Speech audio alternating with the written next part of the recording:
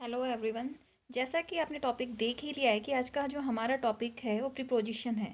तो आज हमने सभी शिक्षक साथियों व बच्चों के लिए प्रीपोजिशन एक्सप्लेन किया है। जैसा कि कक्षा फर्स्ट और सेकंड में बच्चों को प्रीपोजिशन में इन ऑन अंडर का इंट्रोडक्शन करा दिया जाता है। प्रीपोजिशन को बेसिकली प्लेस वर्ड भी बोलते हैं जो एक्सप्लेन करते हैं और इन्हें कहाँ कहाँ यूज़ किया जाता है। इसके लिए मैंने छोटा सा एक्टिविटी चार्ट रेडी किया है जो हम बच्चों को एक्सप्लेन कर सकते हैं।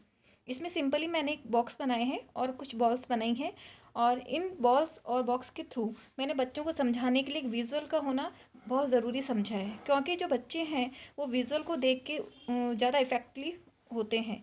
इसके लिए मैंने एक चार्ट रेडी किया है जैसा हम अपने बच्चों को शो कर सकते हैं। इस चार्ट में हमें जो प्रीपोजिशंस दिख रहे हैं वे क्लास थर्ड से फिफ्थ के बच्चों के लिए है जो हम उन्हें सिखाना चाहते हैं। तो फर्स्ट में हम देख रहे हैं कि एक बॉक्स बना हुआ है और बॉक्स के ऊपर एक बॉल है। तो हमें बच्चों को हिंदी में भी समझाना है कि ऊपर को ऑन बोलते हैं।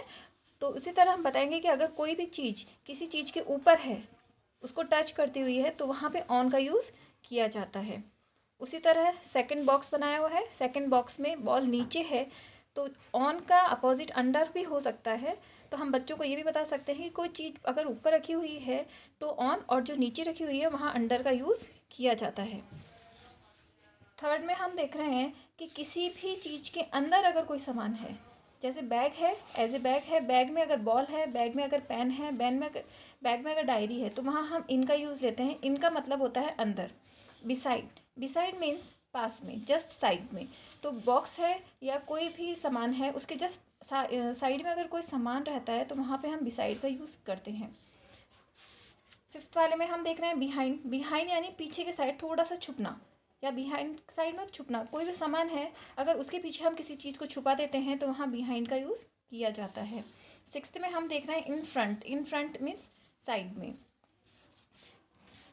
लास्ट में हम देखेंगे कि किन्हीं दो वस्तुओं के बीच में यदि कोई सामान या कोई थिंग रखी हुई होती है तो वहाँ पे हम बिटवीन का यूज़ करते हैं। जब बच्चे प्रीपोजिशन सीख लेते हैं, क्योंकि हमने बच्चों को एक विजुअल के थ्रू बताया है तो बच्चे इसको समझ सकते हैं। और जब बच्चे विजुअल के थ्रू ये चीज़ समझ सकते हैं उसके बाद में हम बच्चों को छोटी सी एक्टिविटी भी करा सकते हैं जो इस प्रकार है।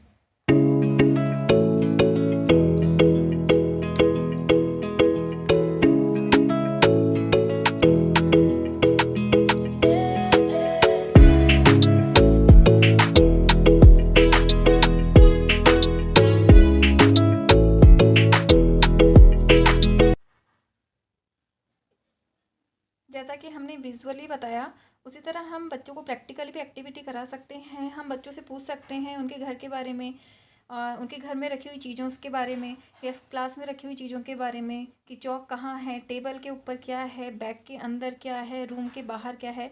इसी तरह आप कुछ प्रैक्टिकली प्रीपोजिशंस भी उनसे करवा सकते हैं।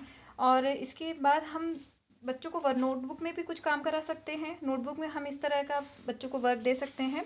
जैसे मैंने बनाया है एक झूला, झूले पे अगर एक गर्ल बैठी हुई है तो हम बच्चों से पूछ सकते हैं कि यहाँ पे क्या, कौन सा प्रीपोजिशन आएगा।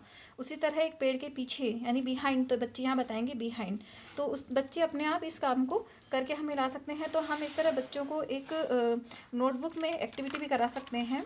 नोटबुक में एक्टिविटी कराने के बाद में हम बच्चों को इस तरह भी वर्क दे सकते हैं कि बच्चा खुद इसको करेगा। जैसे कि circle the correct preposition in each, तो बच्चा खुद इसको पढ़ेगा कि डिनर इज द टेबल। तो डिनर कहाँ है, टेबल के ऊपर है। तो बच्चा खुद इसको राइट करेगा या रॉन्ग करेगा, जो उसको समझ में आया है, जो उसकी दक्षता बनी हुई है, इस तरह बच्चा इसको कार्य करके हमें दिखा सकता है। इस तरह हम बच्चे को विजुअली और वर्कबुक में काम करके, और भी कई तरह की एक्टिविटीज़ हैं उनके थ्रू हम बच्चों को प्रीपोजिशन की समझ अच्छी तरह से बिठा सकते हैं।